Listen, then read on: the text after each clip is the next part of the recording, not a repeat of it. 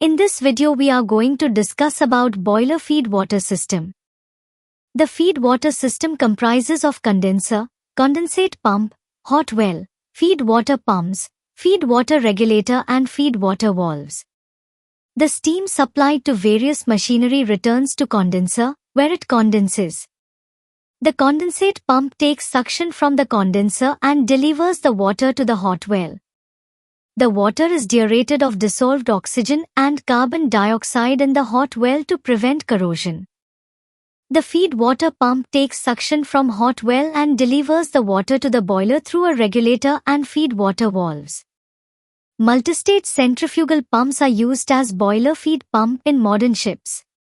If the feed water temperature is excessively high, the feed pump for an auxiliary boiler fails to deliver the feed water to the boiler. The condensate formed does not return directly to the boilers for the following reasons.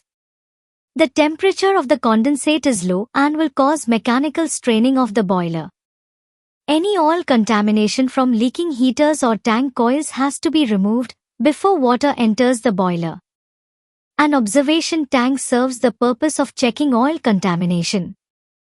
The condensate return piping from a heating system is designed to take care of the requirement for gravity return, short laterals run and to minimize conflict with headroom and other services. The boiler generates steam and sends it to various machinery, heaters and tanks.